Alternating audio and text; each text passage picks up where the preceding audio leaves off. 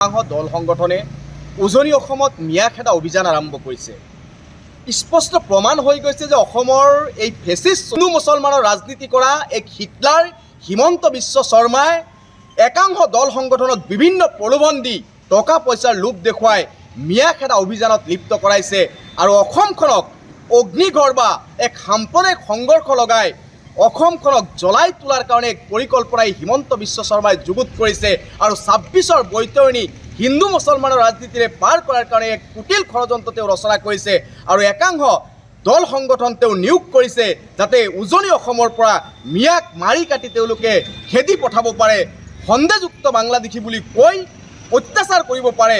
মই মুখ্যমন্ত্ৰী প্ৰশ্ন কৰিব বিচাৰিছোঁ, সেই শিৱসাগৰত বসবাস কৰা নগাঁও হওক, বৰপেটাৰ হওক বা অসমৰ যিকোনো ঠাইৰ হওক, তেওঁলোক কি বাংলাদেশী নেকি? তেওঁলোক কি অসমৰ সন্তান নহয় নেকি? তেওঁলোক কি অসমীয়া নহয় নেকি? তেওঁলোক যদি অসমীয়া নহয়, তেওঁলোক যদি ভাৰতীয় নহয়, তেওঁলোকক খেদি পঠাওক, আমাৰ কোনো আপত্তি নাই। কিন্তু এজন ব্যক্তিয়ে এখন জিলাৰ পৰা আন এখন জিলালৈ গৈ কৰ্ম কৰাৰ অধিকাৰ কিন্তু সংবিধানে দিছে।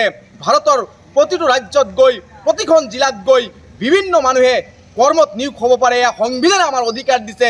কিন্তু একাংশ দল সংগঠনক দি তেওঁ মিয়াক গালি সপনি পাৰি দাবী ধমকি দি অত্যাচাৰ কৰি অসমৰ পৰিস্থিতি এক সাম্প্ৰদায়িক সংঘৰ্ষ লগোৱাৰ কি যি চেষ্টা চলাইছে তাক আমি গৰিহণা দিছোঁ আৰু অসমৰ মুখ্যমন্ত্ৰী ডাঙৰীয়াক সকিয়নি দিছোঁ যে আপোনালোকে যি আৰম্ভ কৰিছে, আপুনি অসমৰ ইতিহাসত এক কলংকিত মুখ্যমন্ত্ৰী হিচাপে চিহ্নিত হৈ ৰ'ব।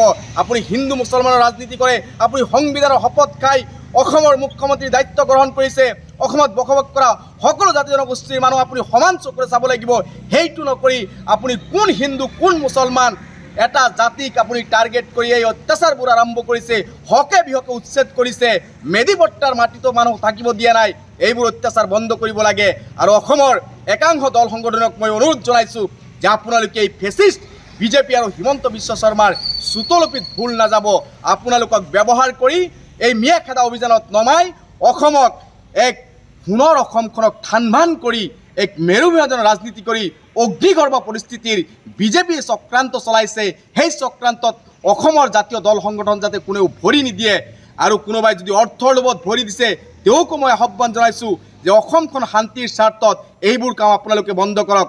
আজি দেখিছোঁ এটা সংগঠনে বিভিন্ন ঠাইত গৈ ভাড়াঘৰ বিচাৰি কোন মানুহে ভাড়া দিছে মিয়াক সেই বিচাৰি অভিযান চলাইছে আৰু দাবী ধমকি দি আছে।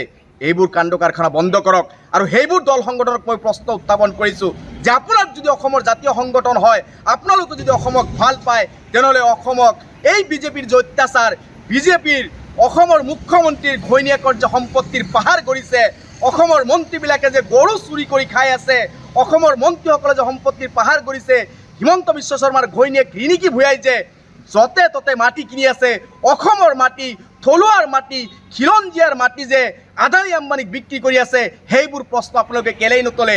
তাত কিয় আপোনালোকে চুপ কৰি থাকে? আপোনালোকে যদি মিয়াই খেদিব লাগে অসমৰ পৰা বা বৰপেটা জিলাৰ পৰা, নগাঁৱৰ পৰা, যে আমাৰ সংখ্যালঘু মানুহ কোনোবা মিয়া যদি কোনোবা থানাত অচি হিচাপে আছে, কোনোবা যদি DC অফিচত চাকৰি কৰে, সেই চাকৰিয়ালসকলক আপোনালোকৰ যদি দম আছে খেদি পঠোৱাত বৰপেটালৈকে, সেই দম নাই আপোনালোকৰ, সেই দল নাই।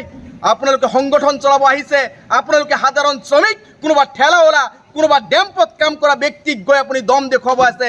এইবোৰ দম অসমত নচলিব। আমি অসমীয়া, প্ৰতিজন মানুহে অসমত বসবাস কৰা মানুহ অসমীয়া। ইয়াত হিন্দু মুছলমানৰ ৰাজনীতি জাতীয় সংগঠন হিচাপে আপোনালোকে নকৰিব।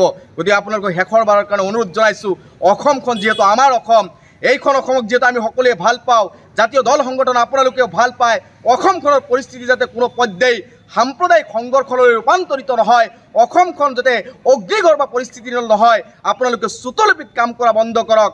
আপোনালোকক আহ্বান জনাইছোঁ আৰু শান্তিৰ অসমত সকলো মানুহক শান্তিৰে জীয়াই থাকিবলৈ দিয়ক। এইবোৰ ৰাজনীতি বন্ধ কৰক, বিজেপিৰ চুতলপিত কাম কৰা বন্ধ কৰক আৰু অসমৰ মুখ্যমন্ত্ৰীকো শেষবাৰৰ বাবে সকিয়নি দিছোঁ, এইবোৰ হিন্দু মুছলমানৰ ৰাজনীতি বন্ধ কৰক আৰু নৰেন্দ্ৰ মোদী ডাঙৰীয়াক মই আহ্বান জনাইছোঁ আপোনাৰ পুষ্য পুত্ৰ